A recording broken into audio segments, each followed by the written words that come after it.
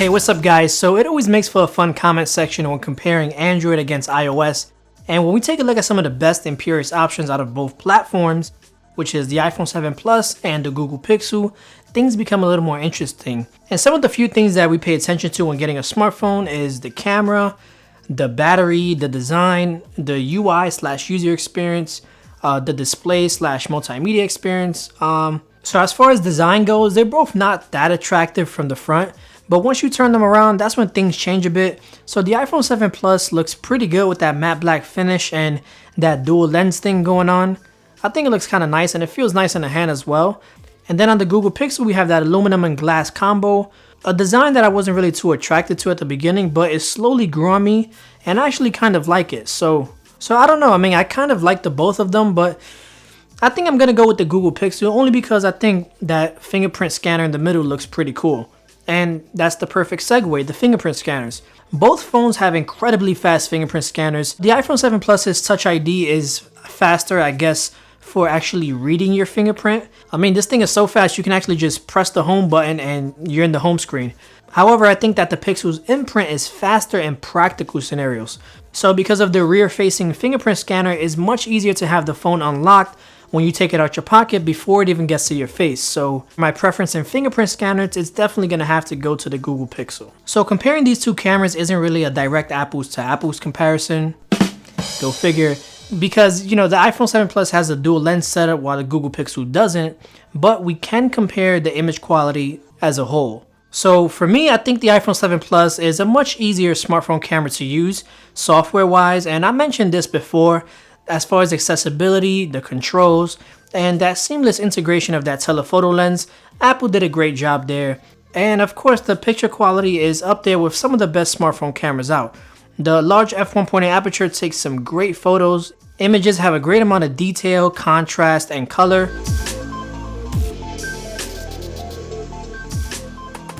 As well as 4K videos with image stabilization. It all does a great job. But if you really want to talk about which smartphone camera has an actual better camera, nothing is touching the Google Pixel as of 2016. That 12.3 megapixel sensor with a f2.0 aperture, those larger micron pixels combined with HDR+, it produces some crazy looking photos. I mean, some of the pictures that I've taken on the Google Pixel look like they belong on billboards or even calendar spreads, to say the least. I mean, oftentimes when I show some of the pictures taken on the Pixel to the average person, oftentimes I was asked if the picture was edited in any way, shape, or form, and my response was nope. So for me, that speaks volumes about the Pixel's camera, and it really produces some magic and combines those lighter and darker parts of the images and blends them together to create a photo that actually kind of does look fake. So while I do think that the iPhone 7 Plus's camera is a little more intuitive and easier to access for the average Joe, I just found myself smiling more when previewing photos taken on the Pixel, way more than I did on the iPhone or any other phone, to be honest. And you know, I just found myself wanting to take more pictures with this phone, and that's never happened to me before. Not to mention that the autofocus is probably some of the fastest that I've ever seen on a smartphone, given that it has both phase detection and laser autofocus. So basically, the iPhone 7 Plus, in my opinion, does not compare to the Google Pixel. So next up, let's talk about media. So let's start with the displays because they're essential to multimedia consumption. So both phones have those big chins, which I think I seem to be the only one in the tech community who actually seems to appreciate having those, as it's more comfortable viewing photos and videos in landscape mode because you're not pressing any touch capacitive buttons or anything like that. And it's just more comfortable to hold, to be honest. But the resolution of the displays is where these two phones differentiate the most. At 5.5 inches, the iPhone 7 Plus has probably one of the best looking 1080p displays thanks to that Retina screen with 401 ppi, so downscaled 4K content looks great.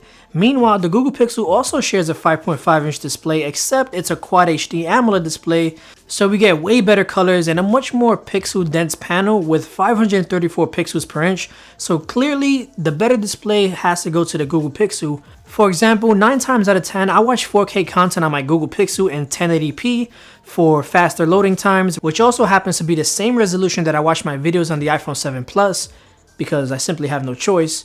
But despite viewing the same resolution with the same screen size, the extra pixel density on the Google Pixel just makes it sharper overall. However, audio does play a big role in media consumption. I think we all can agree on that. And that's where the iPhone 7 Plus throws major shade on the Google Pixel. These speakers are amongst the best sounding speakers that I've heard, besides what HTC does. I mean, that earpiece and bottom speaker combo gives out such rich audio, you can actually feel it when holding the phone in your hand, and it just makes a significant difference when watching video, more than I could ever illustrate on camera. Now, not only does the Pixel only have one decent speaker on the bottom, but if you're like me and hold your phone like this, expect to frequently block your audio coming out.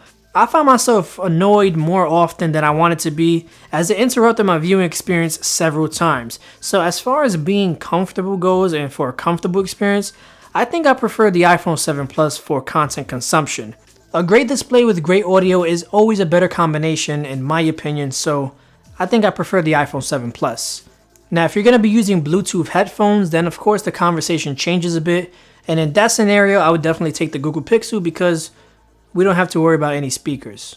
Now performance wise, it literally comes down to what operating system you're used to. Both UIs are stupid fast and it's the smoothest that you're going to get on either platform.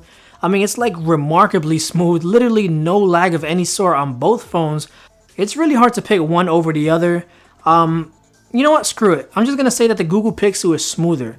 Nothing beats the fluidity and transitions when navigating throughout this phone. It's just more appealing to the eye, and multitasking and being able to jump back and forth between apps with the quickness is really unmatched. So yeah, iOS 10 is smooth for what it is, but it's just not as easy to look at than Android 7.1 Nougat on the Google Pixel.